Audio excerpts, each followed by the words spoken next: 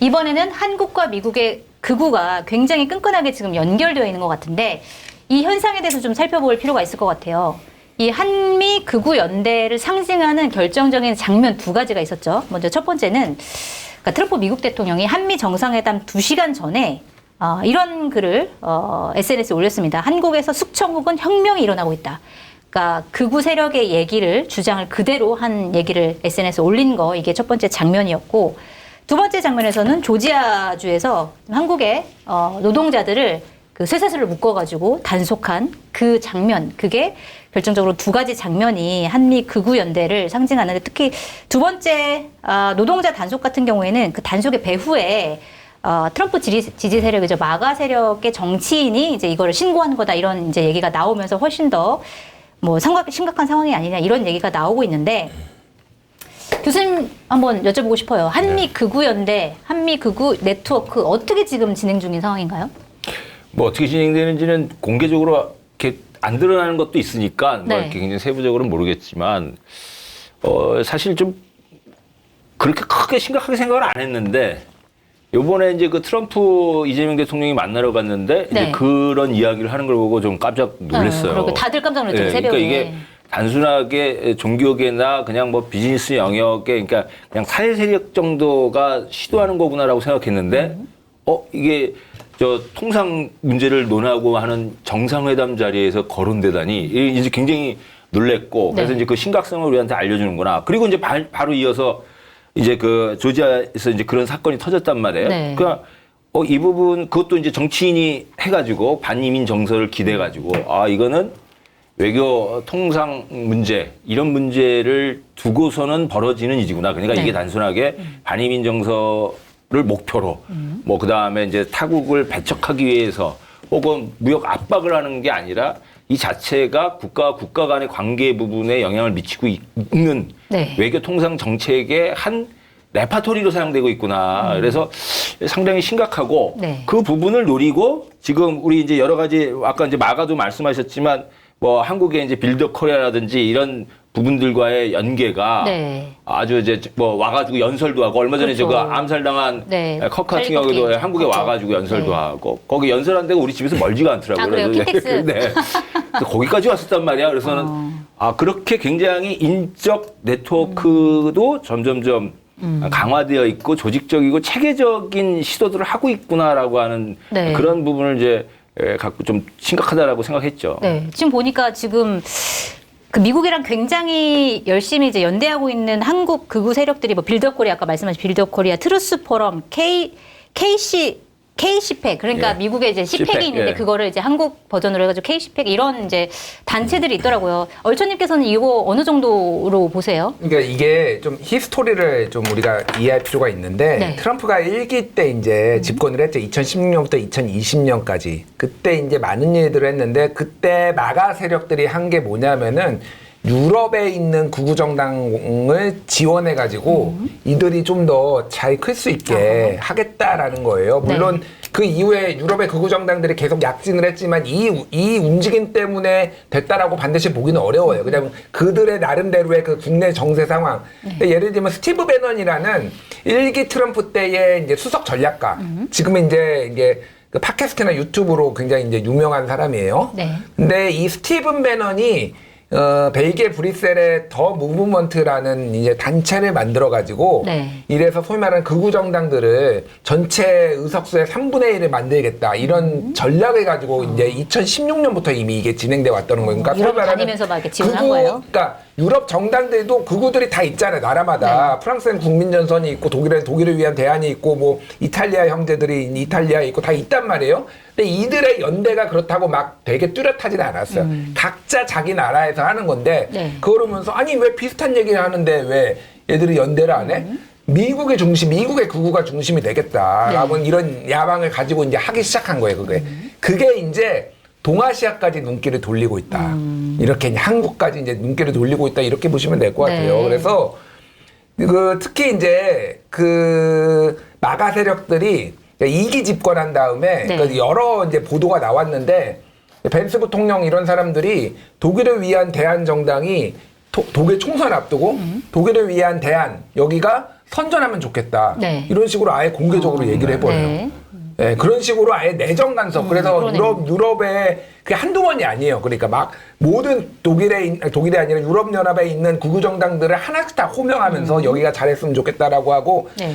예를 들면은 그 브라질의 보우소나루 전 대통령이 있잖아요. 룰라가 지금 이겼고 보우소나루가 졌는데 보우소나루가 지자 쿠데타를 일으키려고 하다가 발각돼가지고 최근에 27년형 받았거든요. 네네. 27년 3개월 받았는데 지금 피부암 걸려서 뭐 보석해야 된다라고 해서 지금 만약 브라질 뒤집어졌는데 그 보소나루가 부당한 정치적 대우를 받고 있다라고 하면서 관세를 50%를 때립니다. 브라질에. 네. 미국이. 물론 미국하고 지금 브라질하고 여러 가지로 안 좋은 점들이 있어요. 그럼에도 불구하고 내정 간섭을 한 거예요. 그러니까 왜 얘를 왜냐면은 보소나루는 브라질의 트럼프로 불렸거든요.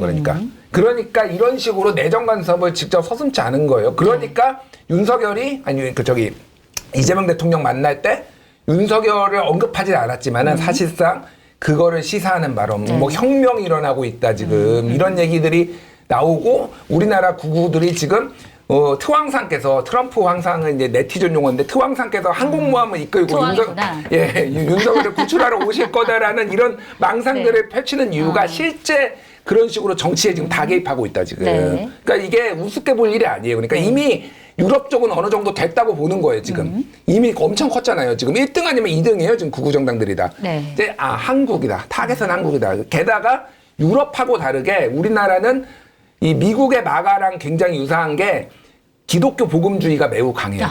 지금 한국의 극우가 미국의 극우하고 기독교 복음주의가 매우 유사성이 있다 보니까 지금 이 네트워크가 굉장히 탄탄하다 지금. 네. 이렇게 보시면 될 것 같아요. 네. 네. 알겠습니다. 이게 사실은 어떻게 보면 내정 간섭까지 벌어지고 있다. 그리고 사실은 한미 외교하면서도 트럼프 대통령이 그 정도까지 언급할 정도면 외국에서도 굉장히 이제 문제가 되고 있는 상황. 이거 좀 어떻게 진단하고 계세요? 그러니까 그 아저씨의 유명한 대사, 니들은 내일만 보고 살지, 내일만 보고 사는 놈은 오늘만 보고 사는 놈한테 죽는다. 니들은 내 손에 주고 난 오늘만 보고 살아. 뭐 이런 얘기를 네. 하는 게 생각이 나실 텐데 이게 아저씨가 트럼프인 거죠. 뭔가 매치는 잘 안 되지만 어쨌든. 네. 외모로 매치하려고 하지 마시고. 이걸로 이렇게 밀어야 되는데. 그러니까 기본은 그러니까 지금 현실 정치에서는 그래서 사회학적으로도 규명되어야 하긴 하는데 저는 소셜 네트워크의 무분별한 발달을 포함한 여러 가지 이유들이 있다고 생각하는데 즉자적으로 반응하고 오늘만 사는 정치인들이 점점 더 득세를 하고 있습니다. 제가 예전에 공동포체가 나왔어요. 윤석열은 최악의 시작일 거라고 말씀드렸던 적이 있거든요. 네. 그러니까 이제 윤석열 대통령을 보고 이걸 뭐 예를 들어서 극복하고 나면 더 나아지지 않겠느냐라고 하지만 지금 국민의힘의 사정을 보십시오. 윤석열이라는 사람을 끌어내렸는데 그럼 이제 우리 반성합시다. 새롭게 거듭납시다 하는 게 아니라 전광훈하고 손잡은 김문수 씨가 대통령 후보가 되고 이번엔 또 전환기랑 손잡은 누구였죠? 장동혁 대표가 되고 막 이렇게 되잖아요. 네. 점점 더 상황이 나빠지는 거예요. 근데 우리는 이제 자꾸 인물에 포커스를 하는 거죠. 그러니까 미국이 이렇게 된 건 트럼프 때문이야라는 것은 잘못된 분석입니다. 네. 미국 사람들이 트럼프를 원하고 있다는 현실을 우리가 인정을 해야 돼요. 그리고 그가 사는 오늘만 사는 방식을 선호한다는 거예요. 그러니까 한미 동맹의 70년의 역사, 뭐 50년의 역사가 있는데 좀 잘해봅시다. 라고 하면서 서로 양보할 것도 양보하고 뭐 이렇게 해서 어울렁도울렁 명분도 잡고 이렇게 하는 것이 지금까지의 정치였고 우린 지금도 그렇게 하려는 측면이 있는 건데 미국은 그럴 생각이 없어요. 근데 이건 트럼프 대통령이 생각이 없는 게 아니라 미국이 생각이 없는 거라고 봐야 됩니다. 그러니까 이런 일은 앞으로도 계속 벌어질 거예요. 네. 3년만 견디면 되라는 문제로 넘어갈 수가 없을 거라고 봅니다. 네. 그래서 이 극우 정치인들 등장도 마찬가지고 외교 문제에서도 그렇고 저들이 지금 오늘의 이익만 노려서 야 내가 한국에서 3,500만 원 가져왔잖아. 내가 잘했지. 야 이 돈 갖고 우리 한번 신나게 쓰자. 라고 그 돈을 뭐 갈취해 간다고 치고 안 주겠지만 쓰고 나잖아요. 네. 그럼 한국과 사이가 나빠지겠죠. 알 바 없는 거예요. 그럼 또 다른 나라를 찾아가거나 뭐 다른 방식을 찾거나 아니면 거기에 대해서 적절한 변명을 대고 갑자기 내일 모레부터 또 김정은이랑 얼렁도얼렁 껴안는 장면을 연출하겠죠. 그러니까 도저히 아무것도 예측할 수 없는 이런 상태에서 우리가 고전적 형태의 명분과 동맹이라는 것을 가지고 미국과 거래할 수 있는 시기는 아니다. 이건 좀 철저하게 비즈니스로 놓고 봐야 될 거라고 생각하고 네. 제가 뭐 외교 문제 전문가는 아니기 때문에 뭐라고 말씀 못 드리겠지만 뭐 제가 아는 건 정치니까요. 지금의 트럼프 현상은 트럼프가 문제가 아니라 미국이 그런 사람 원한다라는 것을 현실로 받아들이고 거기서 출발해서 이 극우 세력과의 대응도 마찬가지로 좀 봐야 되지 않을까. 네. 이렇게 끝날 것 같지는 않습니다. 그러니까. 근데 딱 한마디만 더 하면 네. 근데 우리 김준일 얼천님께서 잘 설명해 주셨습니다만 보수 기독교계를 중심으로 해서 이게 지금 교류가 활발한 거잖아요. 근데 네.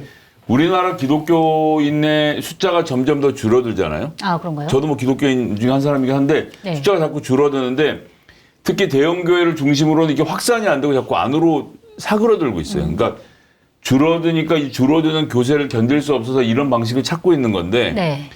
예전에 교회가 갖고 있던 사회적 영향력을 지금은 예전만큼 발휘 못하는 측면도 있기 때문에 우리가 이걸 막 잘 대응하도록 방법을 찾을 수 있다고 저는 생각합니다.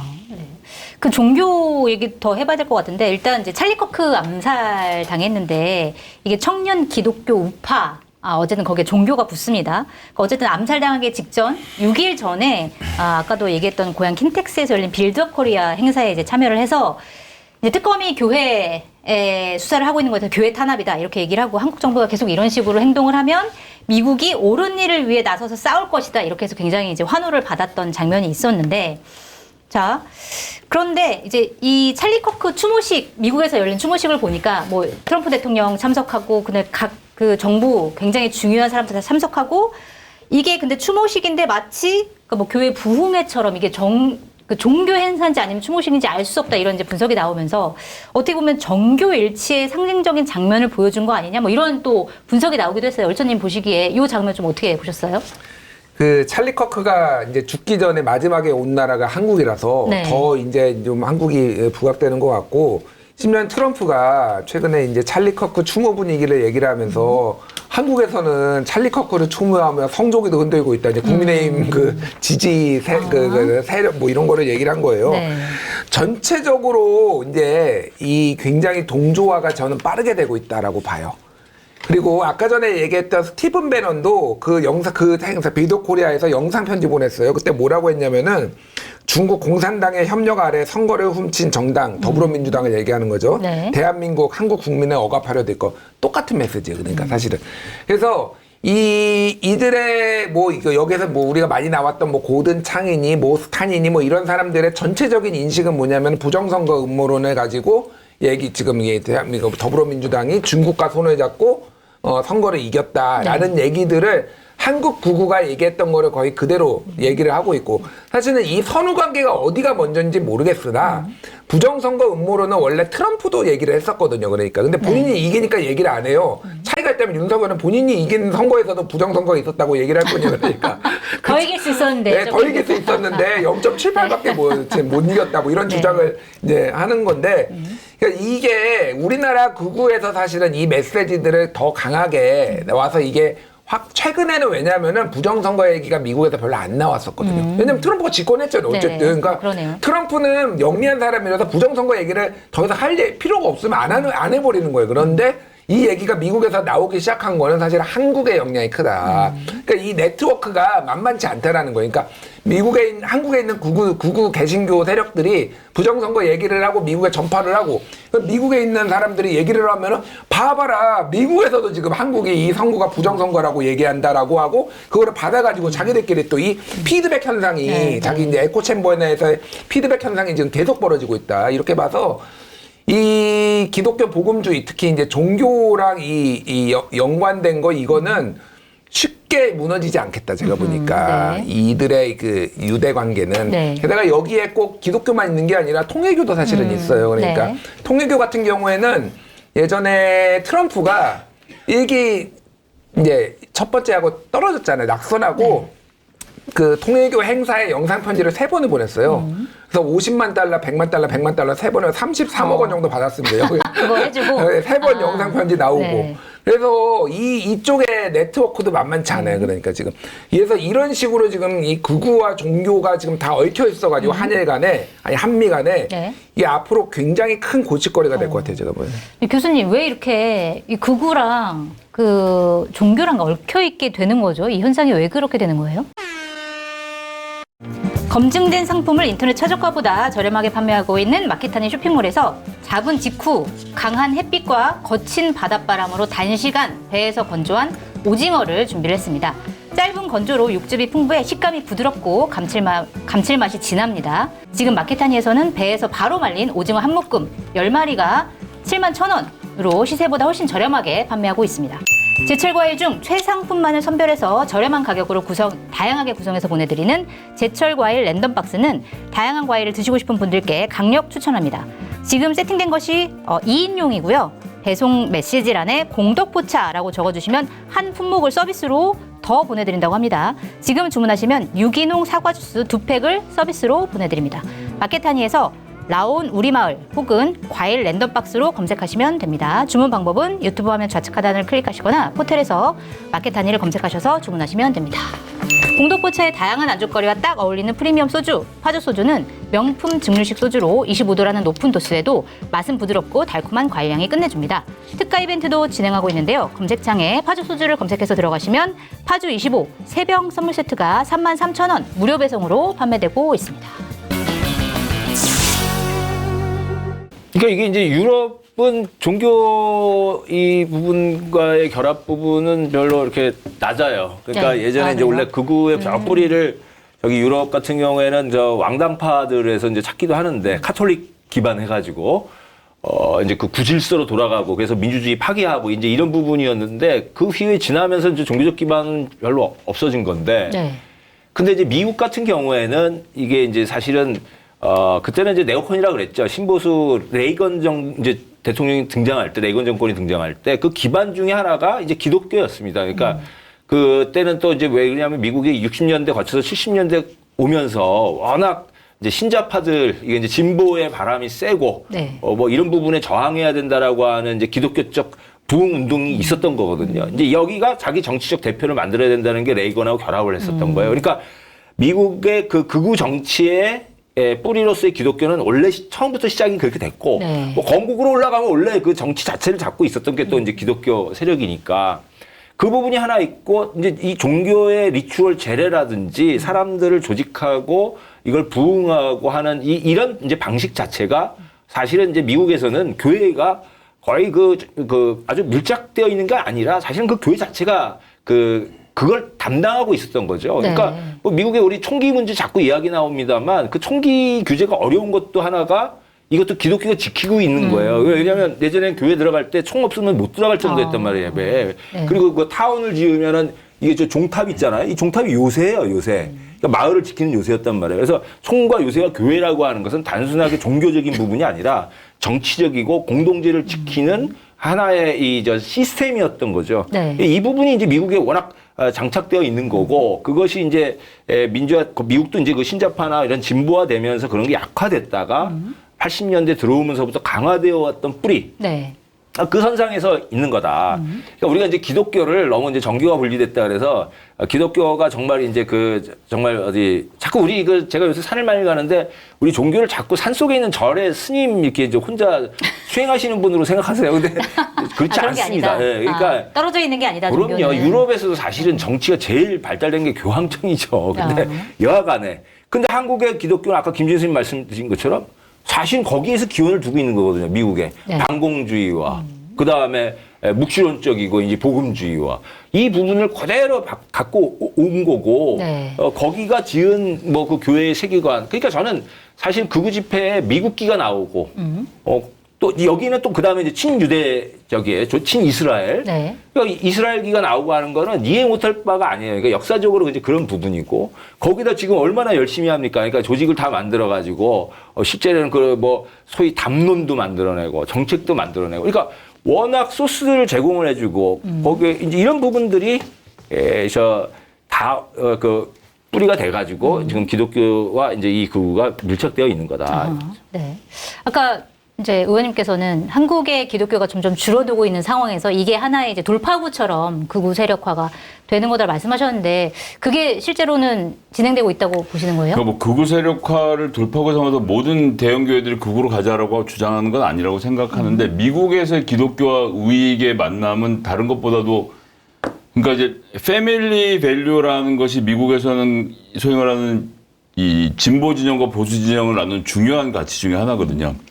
패밀리를 있는 그대로 지킬 것이냐. 남자랑 여자랑 결혼해서 애를 낳은 다음에 애들이 커서 아빠 손을 잡고 딸이 가서 한 다음에 또 애를 낳고 이런 가정이 있는가 하면 네. 소위 말하는 시빌 유니언이라고 해서 남자랑 살기도 하고 남자랑 여자랑 살기도 하고 프랑스 같은 경우는 심지어 그 세제 혜택을 80 먹은 할아버지하고 할머니하고 20 먹은 청년이 같이 시빌 유니언을 구성하면 그 안에서 동거하는 세제 혜택을 주잖아요. 네. 그러니까 예전에는 재생산을 전제로만 했었던 건데 이제 그런 게 다 깨져 있는 프랑스의 경우가 있는데 이제 미국이 소위 말한 가족의 가치를 놓고 지난 20년 동안 대규모 전쟁을 벌였던 거고 거기에서 좌파가 어느 정도 승리를 했던 거고 네. 그러니까 이제 동성 결혼 합법화부터 시작해서 이런 논쟁에 밀려있던 우익들이 교회를 중심으로 다시 뭉치는 거죠. 그래도 남자랑 여자랑 살아야 되지 않겠냐. 뭐 이제 최근에 생긴 여러 가지 부작용들이 있잖아요. 뭐 독일에 최근에 보면 굉장히 여성을 혐오한 어떤 남성 운동가가 네. 징역을 살게 됐는데 수염을 기르고 화장을 한 다음에 난 아무래도 여자인 것 같으니까 여자 교도소 보내줘. 네. 라고 하면 지금 독일 현행 법상은 보낼 수밖에 없거든요. 제가 보기엔 조롱인데 네. 어쨌든 이런 백래시가 일어나면서 미국 교회들이 보수를 중심으로 해서 패밀리 밸류를 지키자라고 뭉쳐서 가는 것이 있는 거고 네. 우리나라는 사실 차별금지법을 만들지도 않았는데 그런 움직임이 있다는 이유로 그것을 공포의 재료로 삼아서 기독교가 다 모여서 민주당이 우리 교회를 깨려고 하고 있으니까 뭐 교회를 깨는 게 이제 동성애자 민주당 그다음에 공산주의자 뭐 이렇다라고 하는 일군의 보수 기독교 세력들이 모여서 이걸 자꾸 키워가는 과정으로 보기 때문에 대부분의 또 그냥 평범한 교회들은 네. 그냥 또 이것과 상관없이 평범한 활동을 하고 있는 거고 다만 동원력도 좋고 이 말씀도 잘하시는 뭐 전광호 목사라든지 또 뭐 소년보 목사라든지 이런 분들이 한 1, 2만 명씩 끌고 확 나와버리니까 이게 굉장히 커 보이는 효과를 네. 그래서 거기 앉아서 예배 드린다고 하는 분들이 정말 다 기독교인일까 저는 그러니까 그 광화문의 길거리에서요 그런 사람들이 리더십을 차지하고 있는 문제라고 보기 때문에 네. 한국 교회 전반적으로 만연했다라고 아직 보기엔 좀 이른 상태라고 봅니다. 네. 그 국민일보에서 최근에 여론조사를 했는데 네. 이제 뭐 극우화 정도 뭐 이런 거를 이제 조사를 했는데 개신교의 한 22%가 극우적인 그래요. 성향을 가지고 있다 이런 조사를 했어요. 네. 그러니까 개신교 내에서도 주류는 아닌 거죠. 근데 그 22%가 우리가 아는 대형 교회들 중심으로 이게 있다 보니까 그리고 맨날 집회 나오고 근데 이러다 보니까 이제 이게 굉장히 과잉 대표돼 있는 거는 맞는데 네. 그렇다고 그러면 책임이 없느냐 개신교가 전체적으로 뭐 그렇게 저는 생각하지는 않습니다. 어쨌든 오랫동안 사실은 이 현재의 이걸 아니더라도 이제 오랫동안 독재 정권하고 어떻게 보면은 반공주의하고 같이 기독교가 결탁을 해가지고 그때는 그런 식으로 이제 권력을 향유하다가 이제는 또 새로운 방식으로 지금 뭔가를 극우화가 극우 세력하고 연대하고 이런 거 있거든요. 이거는 성찰을 해야 되는 부분이다 개신교가 그 생각해요. 예. 알겠습니다.